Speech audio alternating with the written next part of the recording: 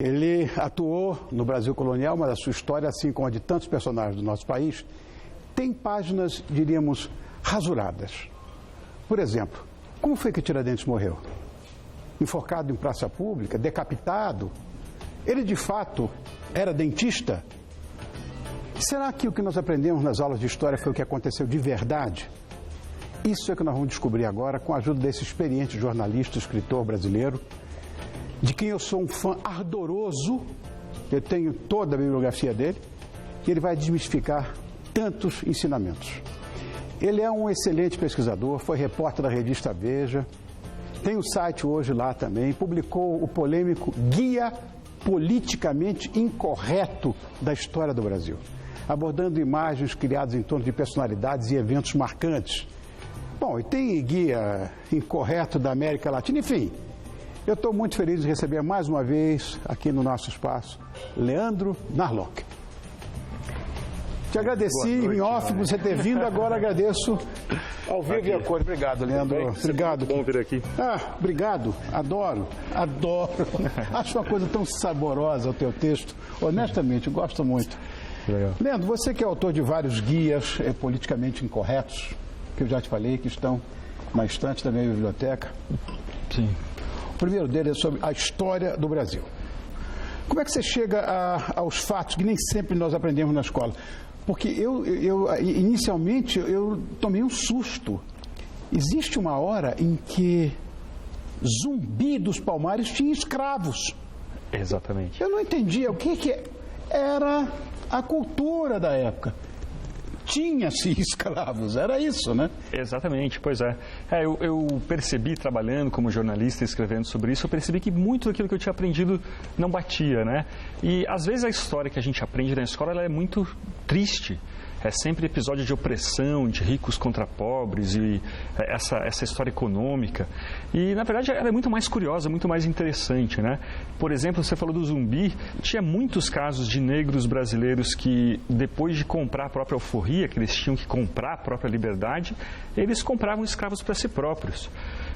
Muita gente hoje esconde isso, fala que você não deveria falar esses casos, mas a verdade, como você disse, era da cultura da época, era aceitável. A gente hoje não deve se responsabilizar pelo que os nossos antepassados fizeram séculos atrás, né? Então tem casos de mulheres, em Minas Gerais, por exemplo, tinha muitas mulheres que elas vendiam doces nas lavras de ouro, conseguiam fazer juntar uma economia e às vezes ficavam milionárias, emprestavam dinheiro para os brancos, né? Tem uma mulher chamada Bárbara de Souza. Bárbara de Souza, ela tinha 22 escravos, isso era uma fortuna na época. Então são casos que é legal a gente contar, a gente mostrar por aí, né? Bom, hoje é feriado Tiradentes. Quem foi realmente Joaquim José da Silva Xavier? Pois muita gente pergunta, você não fala do Tiradentes? Às vezes eu falo, olha, não falo, porque na verdade eu gosto dele. Eu acho que tem muitos historiadores que falam, a Inconfidência Mineira não era tudo isso, era mais um movimento de elites.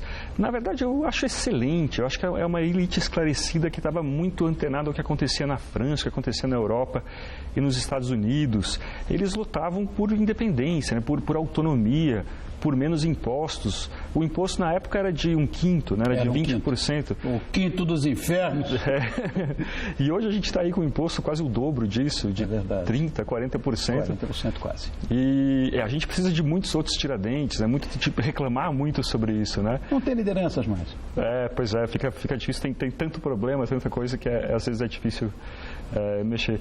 Mas, e é engraçado, é interessante que alguns líderes da Inconfidência, eles se correspondiam com os líderes da Revolução Americana, que trocavam cartas com o Thomas Jefferson, por exemplo. Alguns faziam parte da maçonaria? Sim, tem isso também. Então, eu não tenho nada contra. Claro que o personagem, o Tiradentes, ele varia conforme a época, né? Durante o Império, ninguém se deu muita bola para ele, porque ele era um personagem que fazia oposição ao Império, mas depois com a República ele virou o grande mártir, né, da República Brasileira. Então é muito interessante como a imagem de um personagem ela vai mudando conforme o presente. O passado, como uma terapia que as pessoas fazem, o seu passado muda todo dia, né? As pessoas vão adequando o passado. Eu tenho essa curiosidade, que eu comentei no início. Como é que ele morreu de verdade? A forca mesmo? Pois é, então sabe-se muito pouco sobre isso, né? Eu acredito que ele foi a forca e depois esquartejado, mas eu acho que os relatos variam e, quer dizer, na verdade, não é tão importante assim a gente saber, por exemplo, você fala muito sobre Jesus, Jesus não existiu, mas as pessoas dizem. Na verdade, isso importa pouco, importa toda a figura, a importância que ele tem para nós hoje, né? Então, que é o grande legado do Tiradentes, na minha opinião. O que a gente aprendeu na escola, que ele morreu na forca, que foi esquartejado, que os membros dele passaram pelo caminho que ligava Rio a Minas, assim. Que a cabeça dele foi espetada num poste em Vila Rica, que salgaram a casa dele, enfim, declararam os descendentes dele infames até a 10ª geração. Isso a gente aprendeu, mas será que tudo isso era verdade mesmo? Acho que sim. Bom, muita gente fala que, na verdade, toda essa propaganda, essa cerimônia, parece que durou 18 horas, né? A cerimônia toda de condenação, de execução, ela acabou tendo um efeito inverso, né? As pessoas começaram a ficar tão incomodadas com aquilo que começaram a dar razão, a dar importância para o Tiradentes. Um tiro no pé aí da corte brasileira. Que outras curiosidades você descobriu que não nos foram contadas nas salas de aula? Bom, olha, tem muitos. Os meus livros eles são justamente sobre isso, né?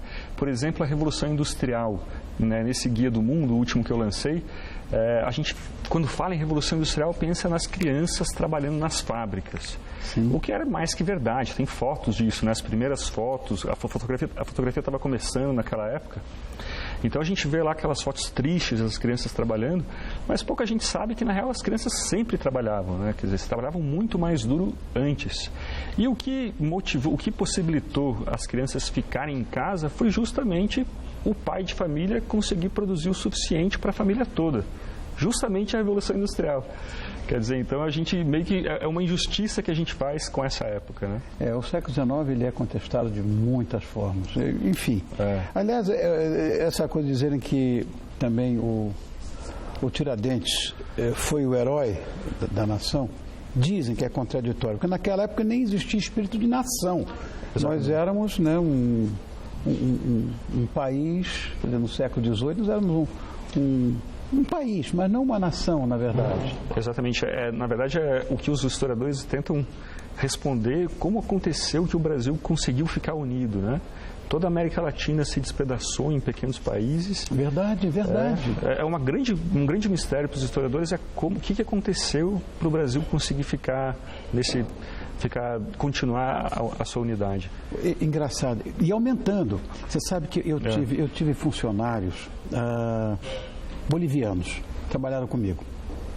E eles aprendem na escola que o Acre foi trocado por um cavalo. Pois é. Gente, 2 milhões de libras esterlinas que foram pagos não sei em quantas prestações. Coitado do Rio Branco, meu Deus, Zé Maria da Paranha, sofrido com essa história, virado no túmulo, né? E essas coisas acontecem.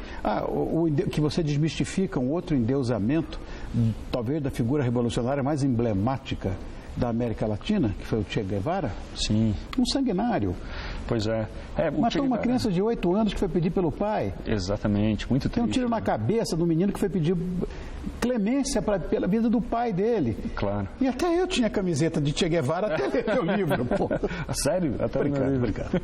Mas é uma coisa complicada isso. Enfim, o que eu acho mais estranho, estamos falando hoje de Tiradentes, é hoje ser feriado. E amanhã, que é o dia do descobrimento do Brasil, não é feriado. Qual é a sua opinião sobre isso? Pois é, como eu estava dizendo antes, a invenção dos feriados e toda essa importância que a gente dá aos personagens, ela diz mais sobre o presente, né? O próprio 7 de setembro, ele demorou aí 40 anos para ser comemorado. Aconteceu em 1822, só quando se inaugurou uma estátua equestre do Dom Pedro I no Rio de Janeiro, 40 anos depois, que as pessoas falam, não, então vamos fazer um feriado aí de 7 de setembro. Ninguém leva a menor bola para o 7 de setembro, mas de repente começaram a gastar aquele dinheiro danado no Museu do Ipiranga, que ainda hoje está em reforma, né? E só se gasta dinheiro naquele museu. Mas, então, quer dizer, essas datas, as datas todas do Brasil, elas dizem mais sobre hoje do que talvez acho que a gente podia até talvez discutir mais esses feriados, você não acha? Mudar um pouco. E eu acho que nós já estamos lotados de feriados, quer dizer, mais um, menos um.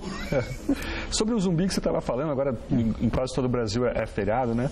Eu acho que, apesar dele ter tido escravos, como muitos historiadores acreditam, ele continua sendo um personagem relevante no Brasil. Claro, ninguém vai dizer que não é relevante, né?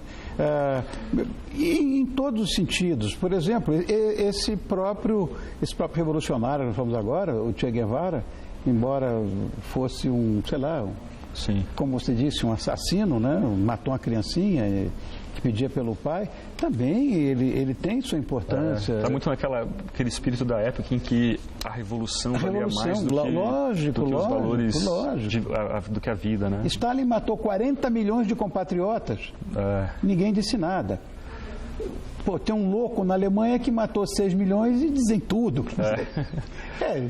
Uma história muito boa sobre o Stalin é que o período que ele mais matou as pessoas foi em 37 e 38. A Olga Benário, aqui do Brasil, ela foi presa em 35, 36. Se ela não fosse presa, ela voltaria para a União Soviética e seria morta pelo Stalin. Todos os colegas dela, alemães, espiões comunistas, foram mortos pelo Stalin. Isso é muito interessante, né? Quer dizer... essa é uma figura que eu não gosto. Bom, está sempre cheio de novidade. O que vem por aí? Bom, eu tinha prometido não fazer mais guias politicamente incorretos, mas vou fazer mais um agora da economia brasileira. O assunto está pedindo, né? A gente está aí com muita notícia ruim na economia, muita gente tentando entender. Eu acabei de fazer um mestrado na Inglaterra e comecei a me interessar muito sobre esse assunto. Então, tô terminando. Daqui uns 3 meses eu venho de volta aqui para a gente falar desse livro. Ótimo. O que eu faço para te agradecer? Opa, nada, só de continuar divulgando. Você agora está com site? Sim, bom, eu tenho uma coluna no site da Veja, que é o Caçador de Mitos. Toda hora estou falando em mitos sobre todos os assuntos que as pessoas leem no noticiário. É só entrar no site da Veja e se divertir. Obrigado, querido. Leandro Nalock, nosso parceiro, vamos dizer assim, já é a 3ª ou 4ª vez que você vem aqui? Algumas já, a 3ª ou 4ª. Muito bom. E de quem eu sou ardoroso fã. Obrigado, querido. Legal, Obrigado, Leandro. Obrigado.